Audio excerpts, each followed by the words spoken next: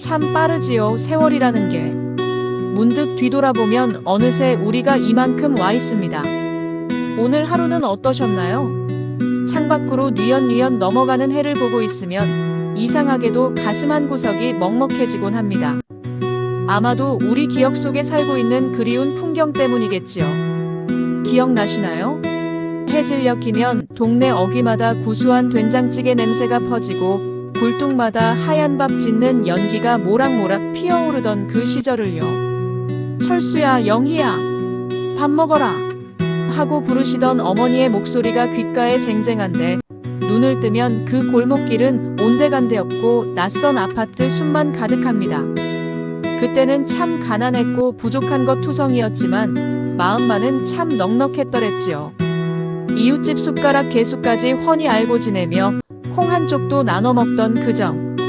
찬바람이 불면 아랫목에 이불을 펴놓고 언손을 녹여주시던 아버지의 거친 손마디가 사무치게 그리운 밤입니다. 돌아갈 수 없기에 더 아름다운 그 시절, 당신의 마음속 고향은 안녕하신가요? 거울 앞에 서면 깜짝 놀랄 때가 있습니다. 거울 속에 웬 낯선 중년이 서 있나 싶어서요. 그런데 찬찬히 뜯어보면 그 얼굴 속에 내 아버지가 있고 내 어머니가 있습니다. 젊은 날에는 그렇게도 잔소리 같던 부모님의 말씀들이 이제야 내 입을 통해 나오고 있다는 걸 깨닫곤 하지요. 부모 마음은 자식을 낳아봐야 안다던 그 말씀, 그때는 흘려들었는데 이제야 가슴을 칩니다. 우리 부모님들도 지금의 나처럼 흔들리는 청춘을 보내고 고단한 중년을 견디며 우리를 키워내셨겠지요.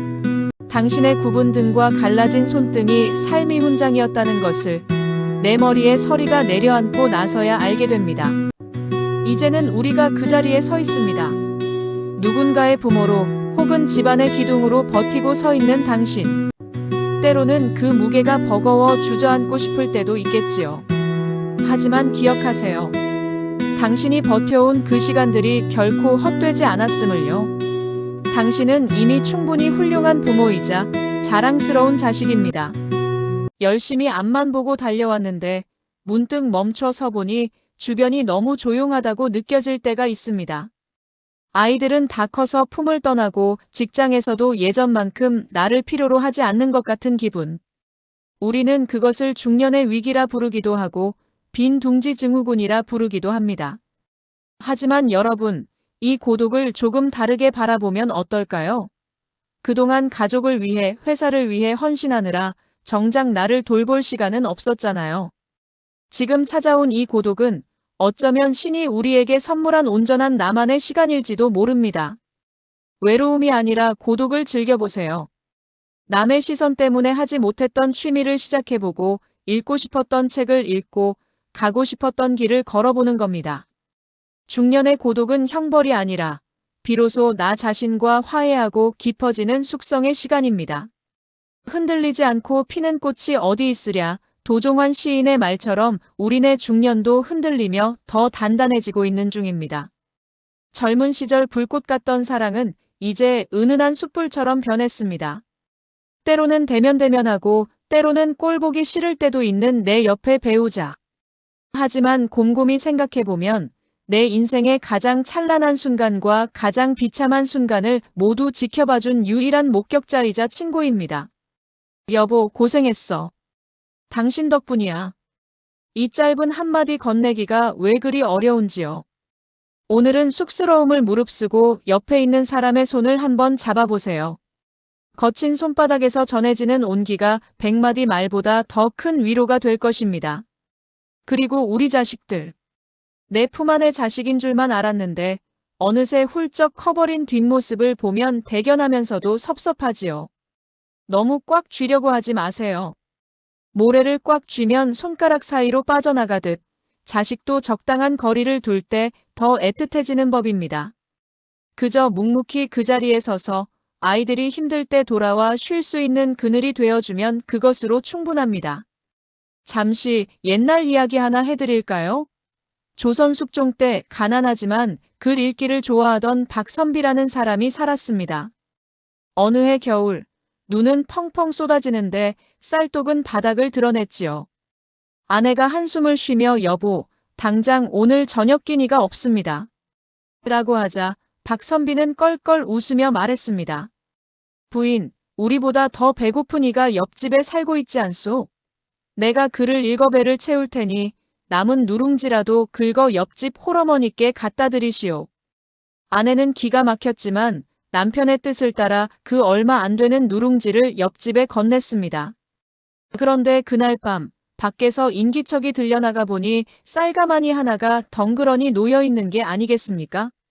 알고 보니 지나가던 고을 사또가 그 대화를 엿듣고 감동하여 몰래 놓고 간 것이었지요. 자신도 굶주리면서 남을 먼저 생각했던 마음. 그것이 돌고 돌아복으로 돌아온 것입니다.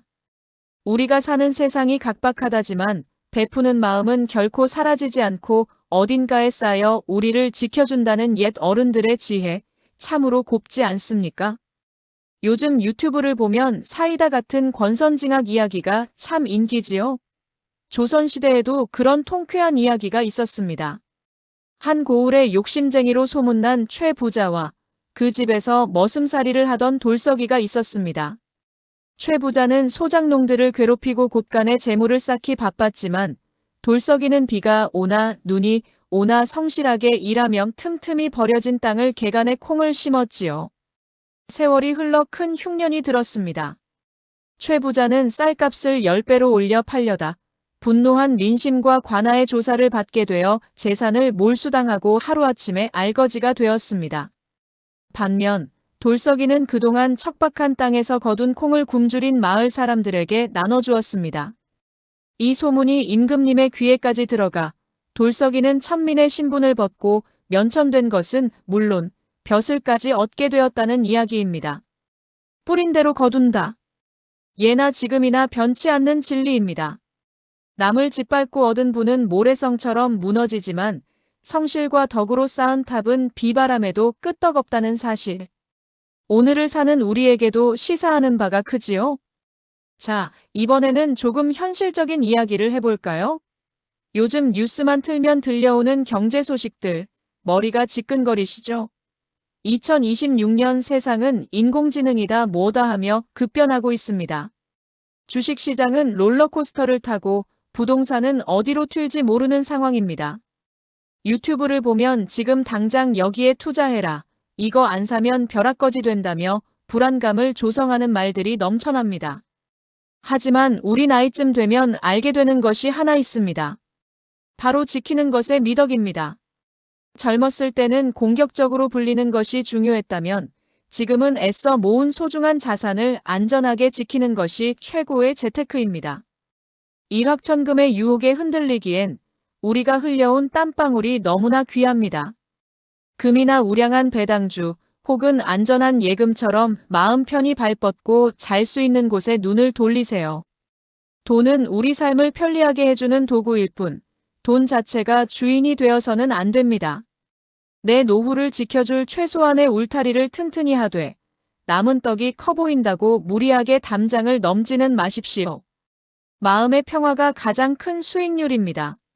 나이가 들수록 집은 좁아지고 물건은 늘어납니다. 언젠가 쓰겠지 하고 쟁여둔 물건들이 베란다에, 창고에 가득하지요. 그런데 물건만 쌓이는 게 아닙니다. 마음속에도 미움, 후회, 욕심 같은 찌꺼기들이 쌓이곤 합니다. 이제는 조금씩 비워낼 때입니다. 가볍게 살기. 이것이 행복한 노후의 열쇠입니다. 1년 동안 한 번도 입지 않은 옷은 과감히 나누고 해묵은 감정들도 털어내보세요. 비워낸 자리에 비로소 새로운 평온이 찾아옵니다.